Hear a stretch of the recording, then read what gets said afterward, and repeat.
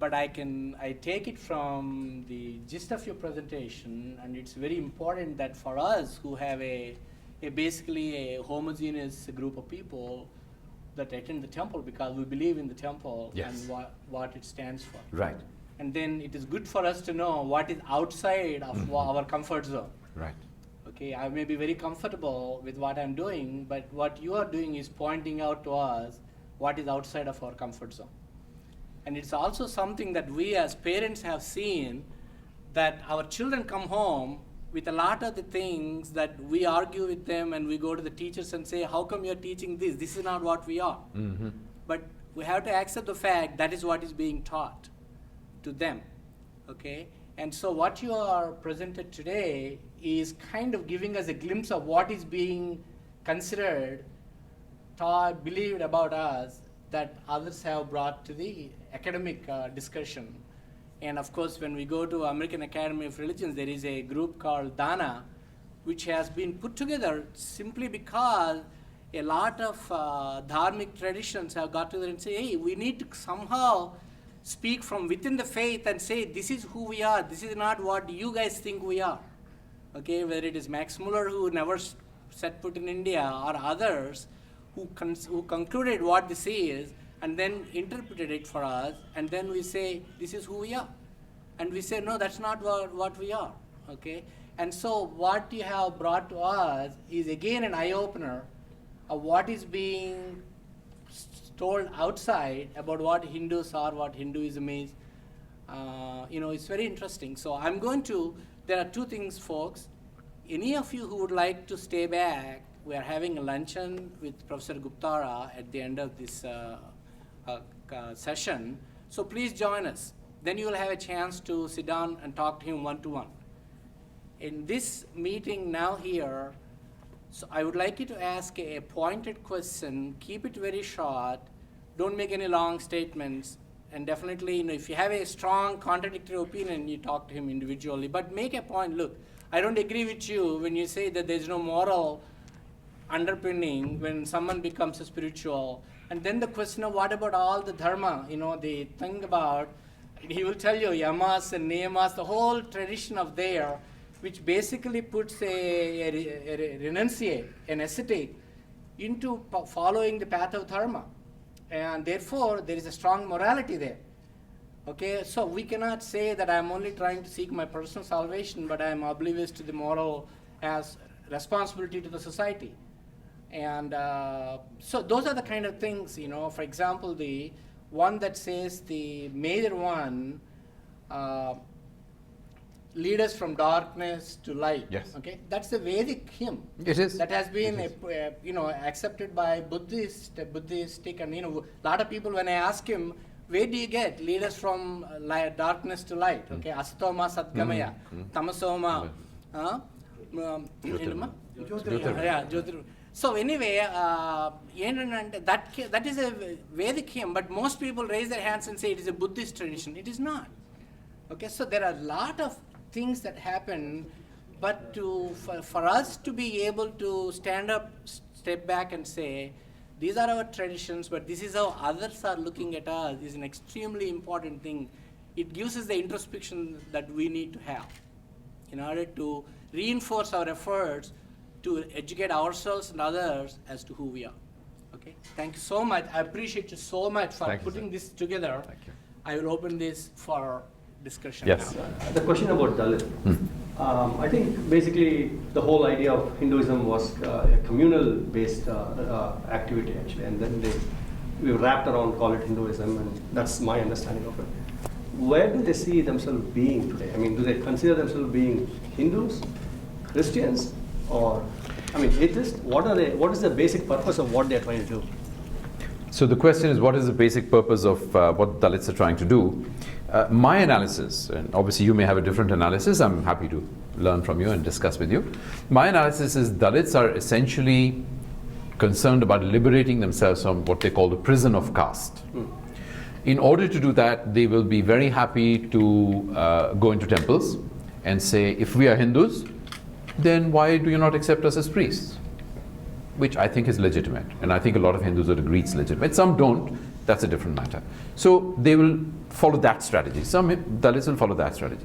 Some Dalits follow the strategy, we are never going to win this battle, like Ambedkar. I was born a Hindu, I'm not going to die a Hindu, and all that. Ambedkar's statement. So they will say, we become Buddhists, or we become Sikhs, or we become Muslims, we become Christians, whatever. But this is an effort to break through the prison of caste. So their main thrust, as far as I can see, is a thrust to liberate themselves from that. And which particular tradition they will line up with, and some will line up with very traditional Hindu traditions, some will line up with Christian traditions, Buddhist traditions, whatever. They see this as very much as channels of achieving that kind of freedom which they have not had historically. So which God they follow, I don't think is that important to them.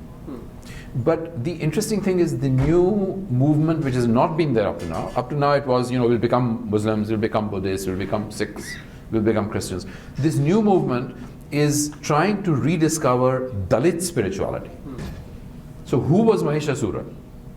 Which god did he worship? Who was Ravana? Right? Which god did he worship? How come he was considered bad? Right? So they look at Ravana as their representative, right? So they say Ravana is considered bad. Why is he considered bad? What were his actual spiritual practices? There must be something in our songs and traditions and so on, practices and myths and legends and stories. And they're trying to record all these myths and legends and stories and understand them. So they understand the spirituality of Ravana or the spirituality of Mahishasura.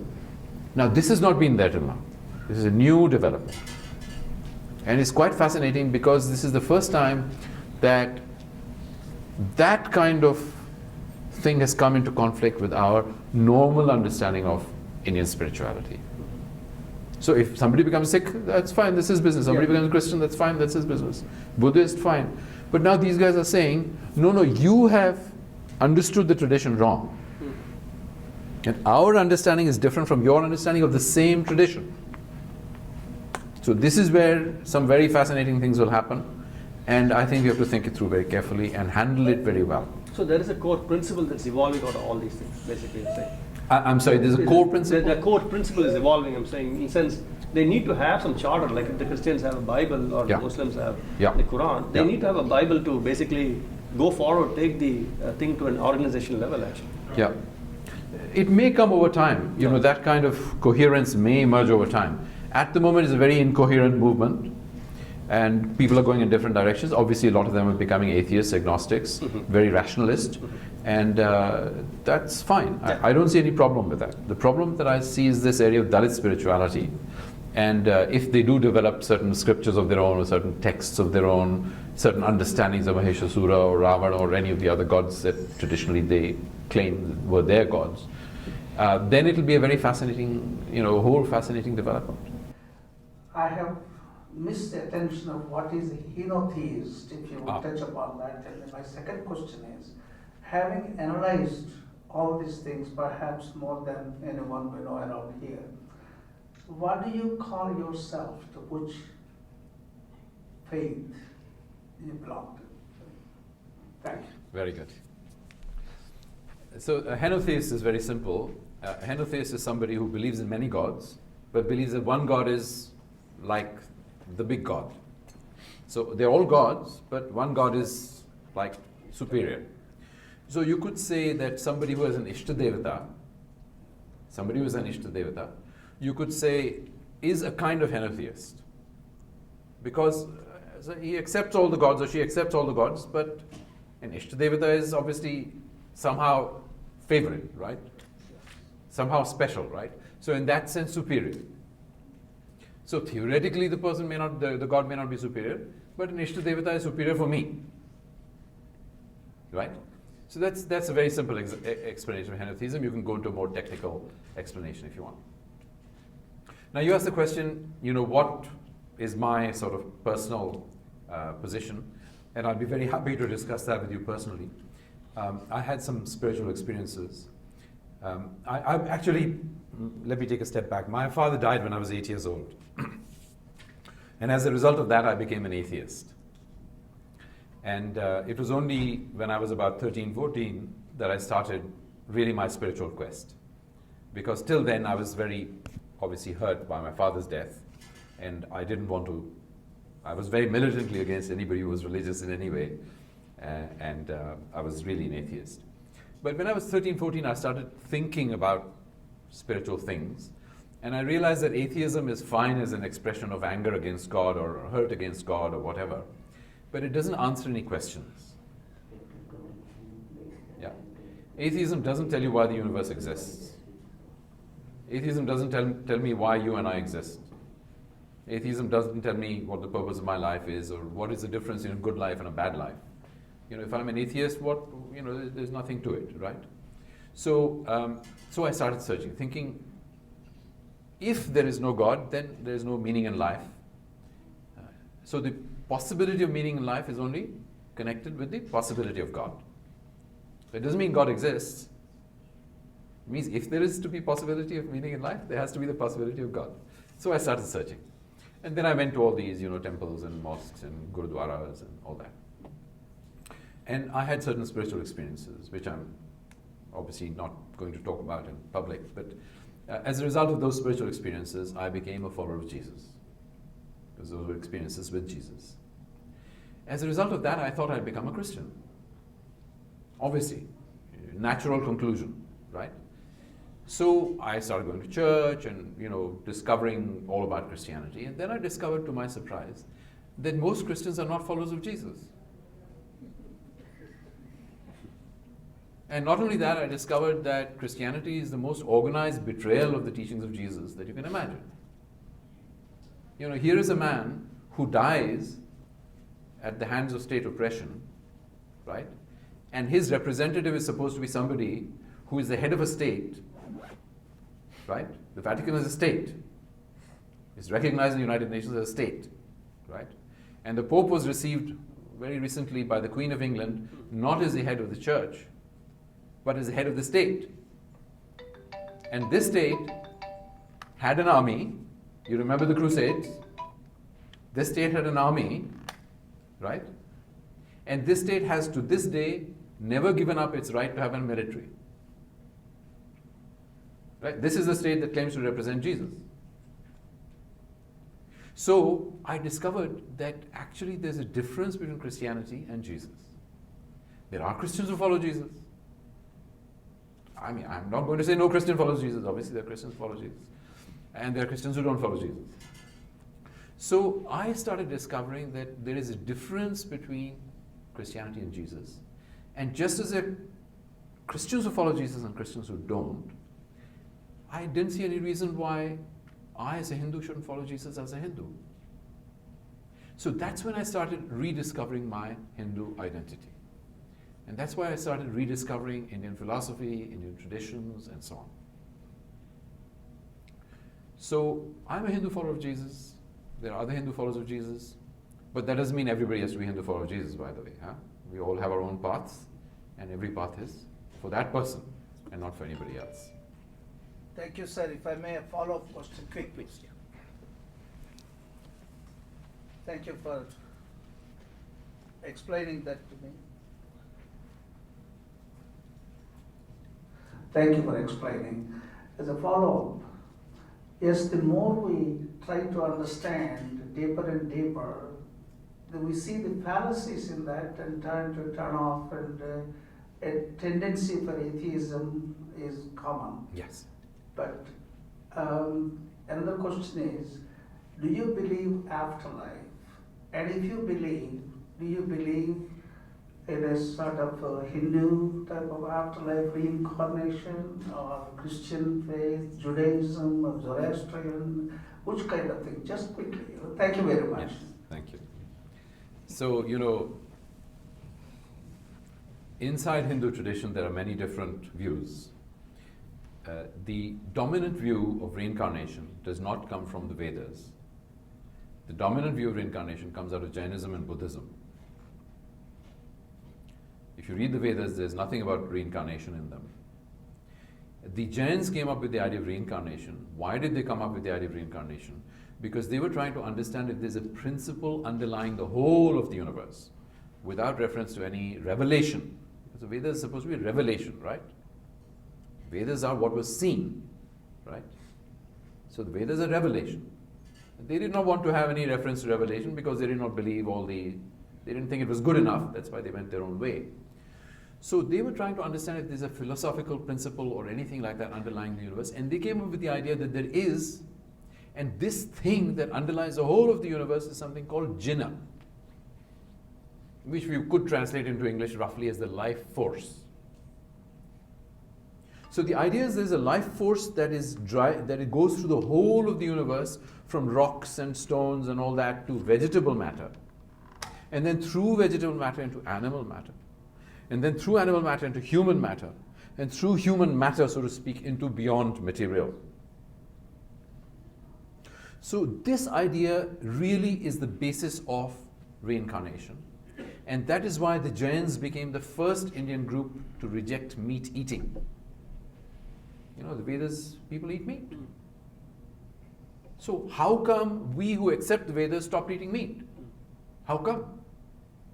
The reason is the influence of Jainism. Even the Buddhists used to eat meat. Buddha himself ate meat. If you study the Buddhist scriptures and the Buddhist history and tradition, you see Buddha himself ate meat. So why did the Emperor Ashoka ban Vedic worship? Interesting question. You know, we all think of Ashoka as being a very tolerant king. He was very tolerant in many ways, but he actually banned Vedic worship. Because if you want to ask, when did Vedic worship stop? It stopped under the rule of the Emperor Ashoka because he banned it. Why did he ban it? He banned it because that was the time the Buddhists were becoming influenced by Jain ideas of reincarnation. And of course, in the Vedic scriptures, we have animal sacrifice. Yeah? So, the reincarnation is an idea we accept from Jainism, Buddhism accepts from Jainism. It's not an idea that is inherent in our tradition. That is why in our tradition we have some people who believe in reincarnation, and we have some people who believe in Narak and Swarag. In our tradition, we have people who believe in Narak and Swarag. If you have Narak and Swarag, how can you have reincarnation? What is the relationship between Narak and Swarag and reincarnation? These are very fascinating things to look into.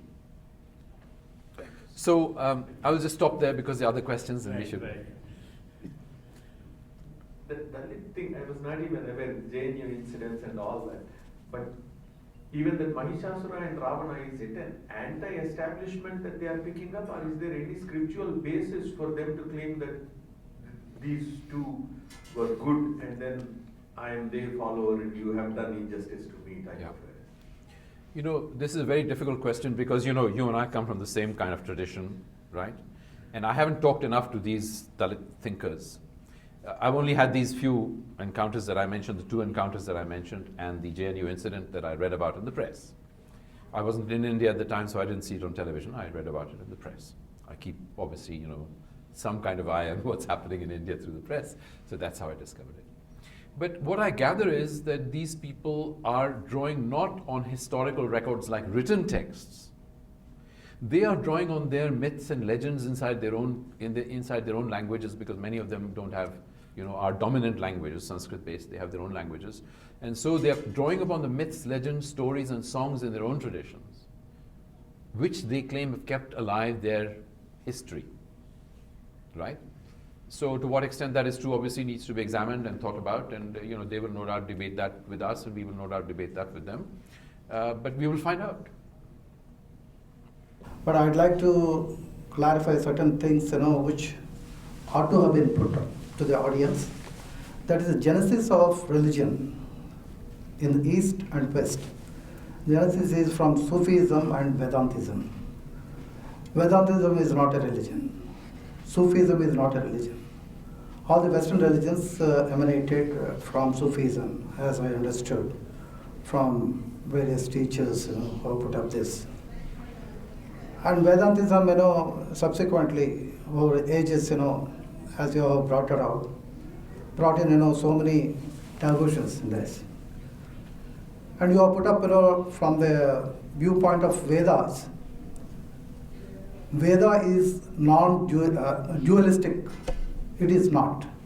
All Vedangas speak about Advaita, Advaita, and Advaita. Nothing more than that. If you really go through each and every Upanishad, they speak about only Advaism. Advaita may have so many distortions, like Visishta Advaita, Dvaita and all that. That is the viewpoint of a particular teacher to drive the student or the aspirant towards Advaitism. In Advaitism, as propounded by Shankara, today we cannot live in Advaitism. We have to approach. To reach a summit, you have to have steps. You have to weigh. You have to have a path. You have to clear it. And one example they have given, some masters have given, a person is known as grandson to a person, a son to another person, husband to another person, another lady, father to some other person, friend to somebody else, and so on and so forth. Yeah. Likewise, God is worshipped in different names and different attributes by different people. This is how we have been taught. Yes. From not Hinduism, but from Vedantism. From our tradition, yes. I may say that I am a Vaishnava by birth, and because my father used to sport, Vaishnava Siddhantas and so on. But as you said, in the beginning, you said, you used the word being a Christian as on date. You said, Christ dead. We do not accept Christ dead or born. He is a Messiah, he is a Sadguru, he is a master. Masters are not just born and dead. We don't use the word dead. The Avatara Parisamapti is, we don't discuss about Rama's end, or Krishna's end. We don't make it a big issue that he is going to be reborn and all that. It is Avatara. He comes down to lift us, from the depths where we are to have a hand, lift. Yes. They say God descends, Avatar. We are already in descent. We are to be lifted. So, Let you continue. Thank you. So, thank you very much. Yeah, for just to clarify, I'm not a Christian and I'm actually an anti-Christian. Okay. Just to clarify, I'm a Hindu who follows Jesus, but I'm not a Christian and I'm actually an anti-Christian. My view is that Christianity is an organized betrayal of the teachings of Jesus. So, just to be clear on it. Now, you raise a very important point about Sufism, and I would just like to say one thing in relation to it, and that is that Sufism really starts as a result of Indian influence on Islam. If you look at it, you will find there are some modern scholars now saying that Sufism influenced India, and out of Sufism came Hindu traditions. I do not see any evidence of that. My view is exactly the contrary, that it was when Islam came to India and started discovering the traditional philosophical, spiritual, emotional and so on riches of India, that Islam itself became influenced, not only inside India, but also in other countries. And I can have a long lecture on that if you want, detailing all the details of how it is that Islam became influenced by India and turned into Sufism.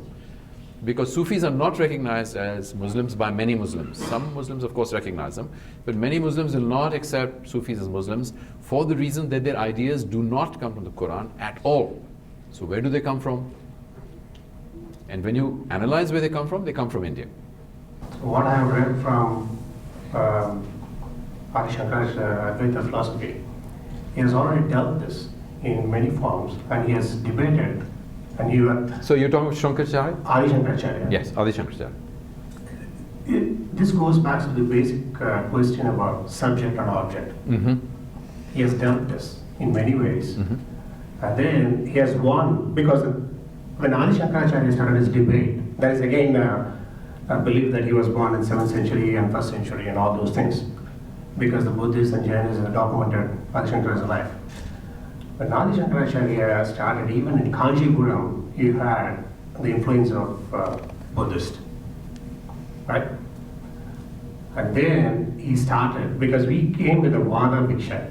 I'm sorry, we came? He came with, he took the form of life just to debate all these philosophers. Sure. Because they know what kind of people live in various yugas, Yes. and they come in that form and debate Sure. the whole world. Sure, sure. Right? So he took the discussion in Nana Marga, right? Because people started asking so many questions. Correct.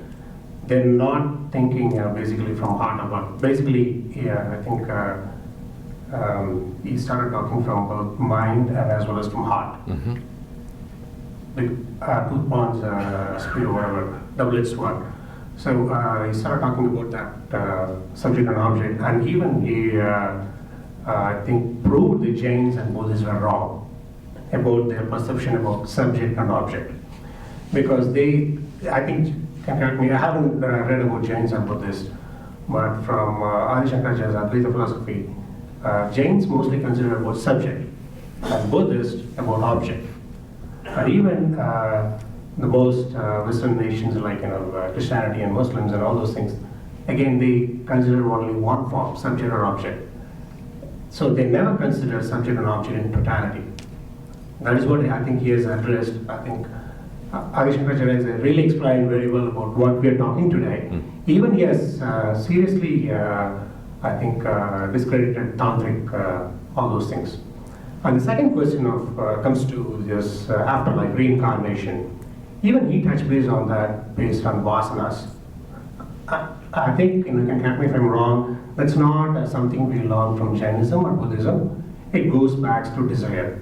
That is what comes back as vasanas, and then that's a very subtle form. We can't really relate to anything. We don't have any instruments to really measure that. Yes. So I think he has addressed that, so you can correct me if I'm wrong. Yes. Thank you. Thank you so much. Just briefly, Shankaracharya's debates are very well known, and it's clear that his debates and his other actions succeeded in persuading very large number of Buddhists to stop being Buddhists, a very large number of Jains to stop being Jains. But it's also clear that not all Buddhists stopped being Buddhists, and therefore they were not persuaded by Shankaracharya. Not all Jains stopped being Jains, therefore they were not persuaded by Adi Shankaracharya. Not all Tantrics were persuaded by him, which is why we still have Tantra in India today. And in fact, a Tantric was the main guru of guru of Sri Vivekananda, as a result of which, the Vivekananda tradition developed. So, and we still have Tantrics in India today. So the thing is that those who are persuaded by Adi Shankaracharya's arguments become Advaitists. Those who are not persuaded by those arguments become non-Advaitists, or Tantrics, or whatever they become. So if you're an Advaitist, you will of course consider the arguments to be persuasive. But if you're not persuaded by the arguments, you will continue to be something else. I think he has basically unified thousands and thousands of factions of it. He did. And then established Vedic as a rule of land over. That's what I think it comes back to the basic question. Because Hindus are like Tantrics and there are various factions and forms, total brutality or whatever. Can name it. They've existed in Adi Shankaracharya. So I will ask you a very simple question. Is a Hare Krishna follower somebody who's persuaded by Adi Shankaracharya? Chaitanya. Is a normal Chaitanya mission person persuaded by Adi Shankaracharya? Clearly not. Clearly not. So you are persuaded by him, fine, thanks. Others may be persuaded by him, fine, thanks. But we must understand that one of the great glories of our tradition is that those who are persuaded by Sri Shankaracharya follow him, and those who all follow his thinking, and those who are not persuaded by him continue to follow whatever other tradition they want to. It's open. It's open. Yes. I'll give it to you. Thank you. Thank you, sir. What is spirituality and religion? And are they complementary or any different? That's a very fascinating question, and it's a kind of question which you can have a long discussion on. So let me put it briefly. Spirituality is concerned with ultimate realities, and these ultimate realities may or may not overlap with organized religion. But when we talk about spiritualities, we have to realize that certain spiritualities are very positive from a human point of view, and others can be very negative from a human point of view. So Hitler, for example, was a highly spiritual person, and he followed a particular religious tradition, as a result of which he did what he did. So I only use that as one example. Obviously, we can discuss other examples. But spirituality, just because somebody is spiritual in a non-religious way, just because of that doesn't mean anything. It can be good or it can be bad, it can be positive, it can be negative. Similarly, religions can be very helpful and usually are helpful, that's why we follow them.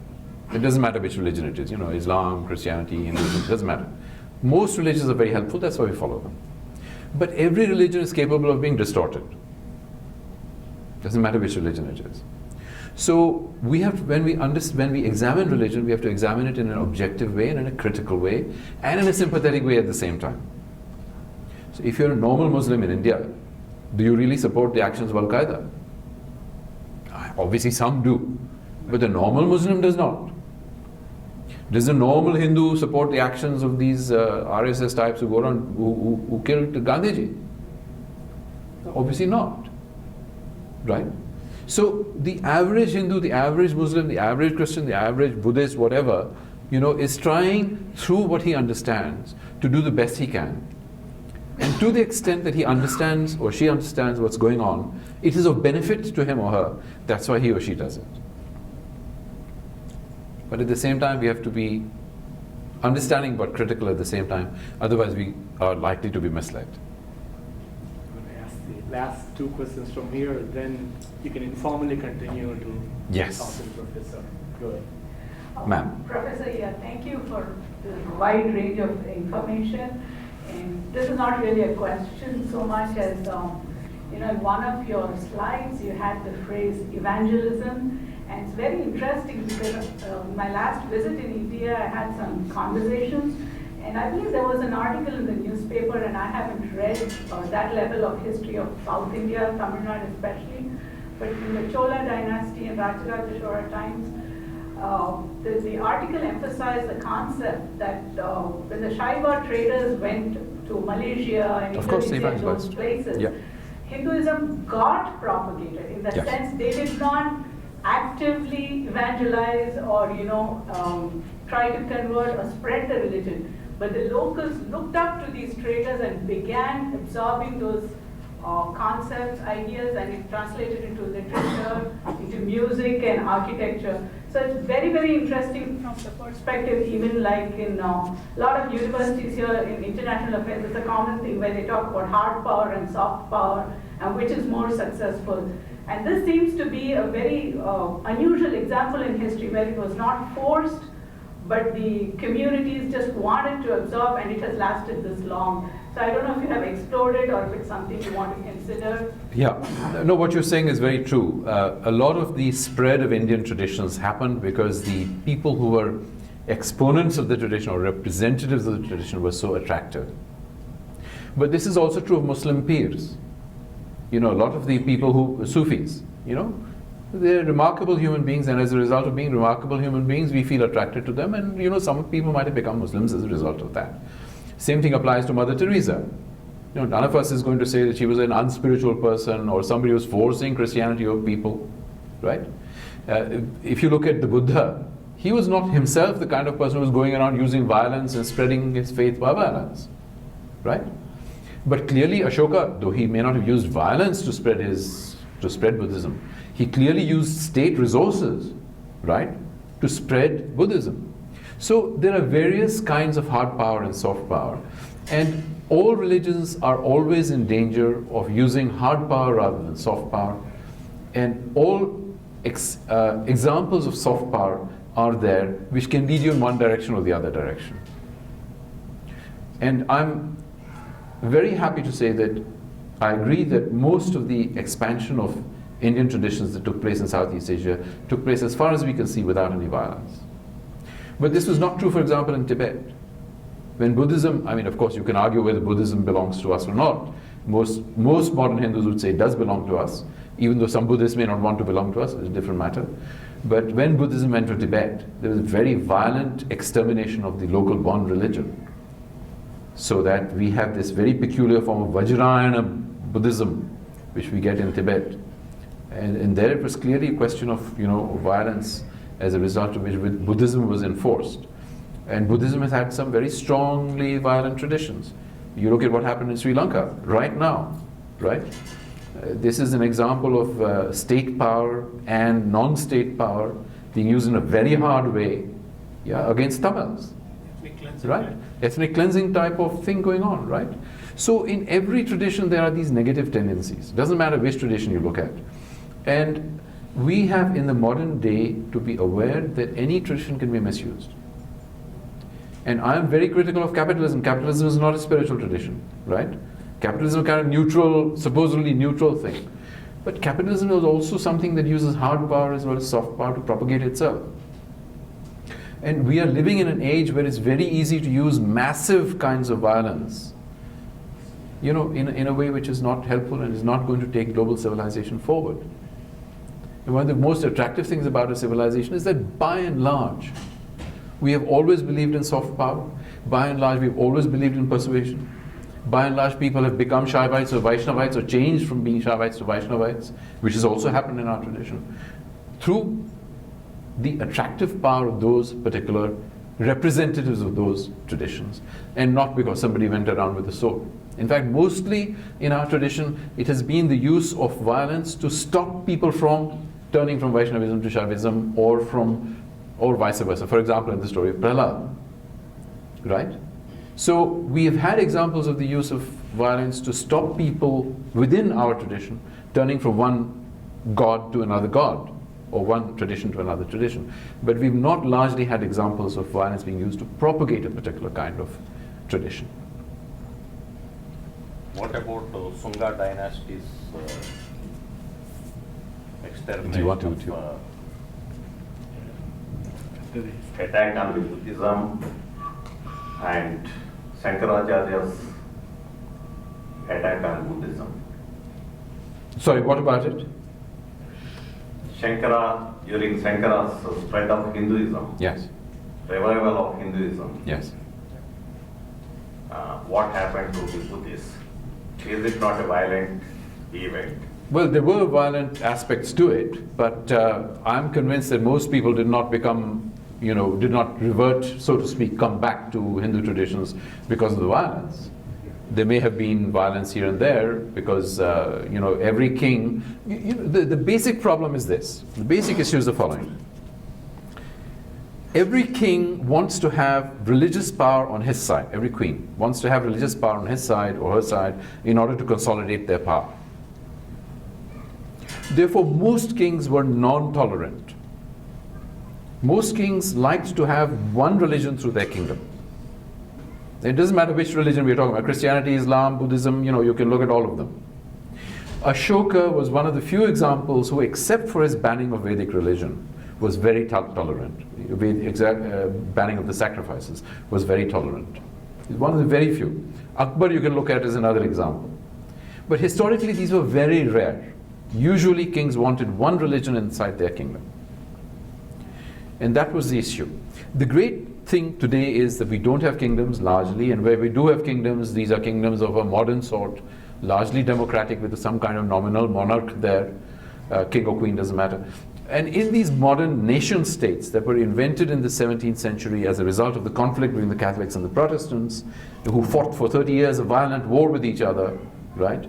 The Protestants for the right to read and think and all that.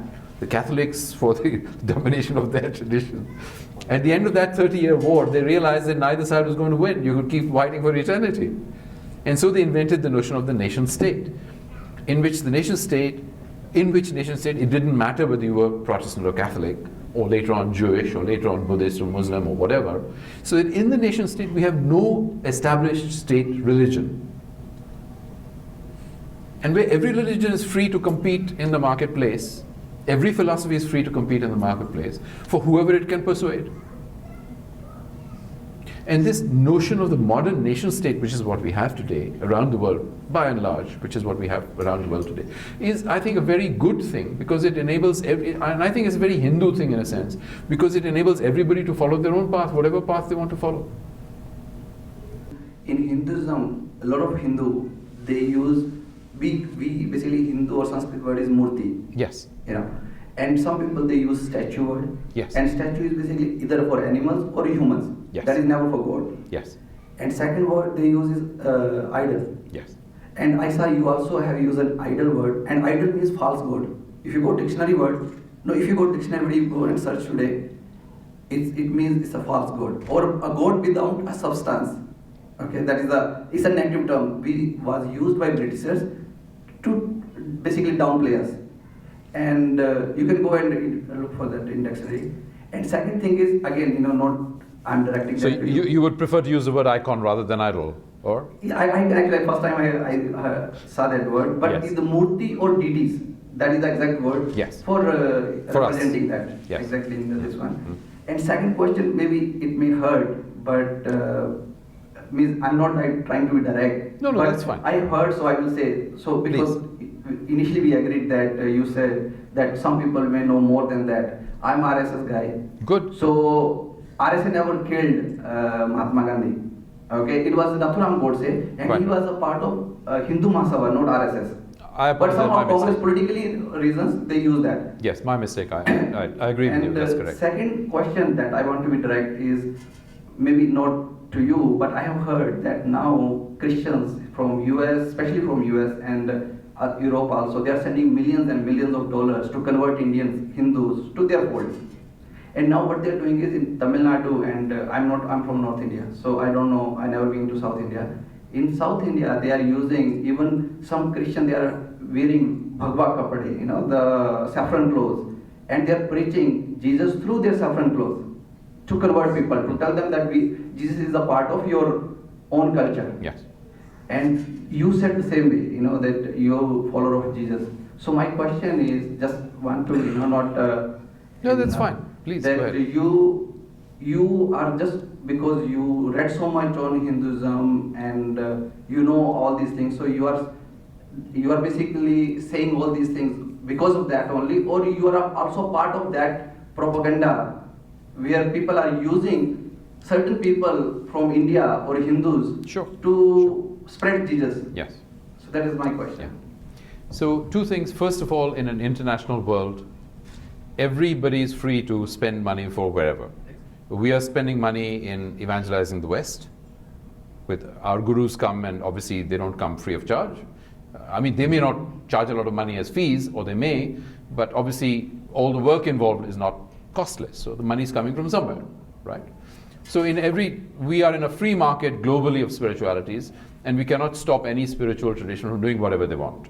We can criticize them, we can disagree with them, we can say they're doing bad things, but we can't stop them. Or at least in principle we can't. We can try through various ways to stop them, but in principle we can't stop them. Second thing is, this tradition of indigenous Christianity goes back actually to the 17th century. Actually to the, when was De Nobili? I don't remember. It doesn't come back to my head right now, but De Nobili was a Roman Catholic missionary working in Tamil Nadu and places like that. And he was the first guy who came up with the idea of indigenous Christianity. But he was disliked by the Pope and by the Roman Catholic Church, and he was practically excommunicated from the Catholic Church as a result of it. And De Nobili's work was then rediscovered by the Catholics. I don't remember when, but I guess it must have been 60s or 70s. So this is when the Catholic Church started going in this direction. And now the Catholic Church uses all these things. They have ashrams, and they have people who are doing the kinds of things you describe.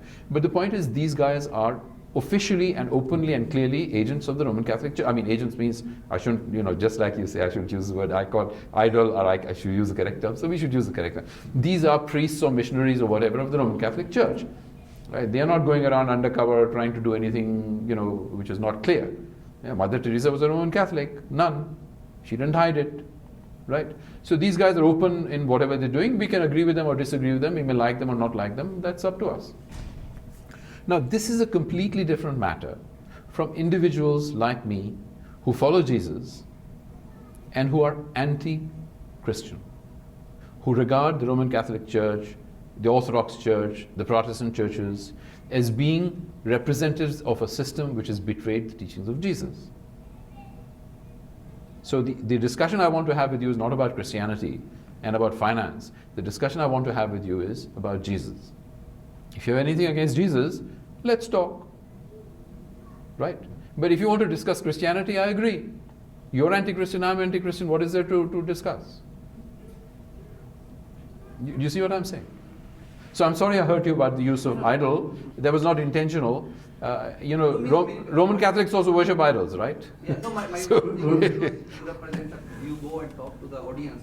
There you can use the right word and tell You're right. people about that. You're right. Same way I like think that's Marian been government. a very sensitive issue with the Hindu community when people started learning English.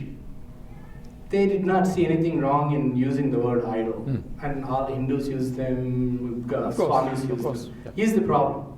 In the Ten Commandments, idol worship is considered a grave sin. Correct. Okay? And in Islam, idolatry is considered Sure, great sin. sure. Within the Jewish Ten Commandments, there's only very little where you can be put to death. One is worshipping an idol. Not understanding the connotation of the word idol to the Western mind, people were happy to say, yeah, this is idol of Krishna, this is Sure, idol of sure. Vishnu, Yeah. realizing that the other guy was looking at this guy, what's wrong with him? Why are you still allowed to live? You see? And therefore, we only knew that after we came to this country and understood that when you say idol, what you mean is not what other person is understanding right. understood, because he's taught in his sermons that that is a grave sin. Yeah. Thou shalt not worship Yeah. idols. Right. It's very simple. Right. Therefore, So the question- how do you convey the polymorphic, monotheistic concept? Yeah. In other words, different forms, one underlying principle. So people have been struggling with this. Yeah. Because the children come home every day and say, Mom, you worship a monkey god. And how do you talk to your son? Because the textbooks are saying that these guys believe in all these, they worship trees and rivers. Yeah. River Jordan is sacred. Yeah. A cross is a wooden symbol, sacred. Yeah. But what I'm telling you is, when a powerful speaker goes out and conveys this, the misconception continues. That's what Swadeshi is trying to. Yeah, I understand. I've that's taken your what point on board. Swadeshi is trying to bring I've taken out. your point on board. So, Okay. yeah. One last. The issue for each of us is, when I go and do these lectures, this is not my profession, just by the way. My profession is economics and politics, in the sense of academic study of economics and politics and business. I'm a business school professor. So, if you want to talk to me about my professional stuff, that's great stuff. This is what I do as a hobby, in the sense that I'm seriously interested, and through such interchanges, I hope to learn as much as I communicate. And thank you very much for the things that I learn, right? But the key thing is not the information we gather. The information we gather is useful and interesting and helpful or not helpful. The most important question that each of us face is, what is actually the meaning of my life? Do I personally actually know God? Have I discovered what life is about? And I'm hoping that as we discuss these things, we will not get distracted on politics and economics and bribery and corruption and force and all this sort of stuff. This will go on, you cannot stop it, right? This will go on. And we can argue about it, and we can point fingers and so on, it's all fine. But the basic question we have to ask is, where do I stand? What have I learned? What is my spiritual experience? And so I want to end by encouraging each of us to not be confined to just ritual and tradition and so on. These are good things, or they can be not good things. They can be things that help us on our way in our spiritual quest. They can be things that come in the way of our spiritual quest. And so I'd just like to end by encouraging each of us to renew a spiritual quest in which we really try to find God for ourselves. Whatever we understand by God, we try to find the reality, the truth that is beyond all these forms and so on, and really try to find spirituality in a genuine sense for ourselves. Thank you very much.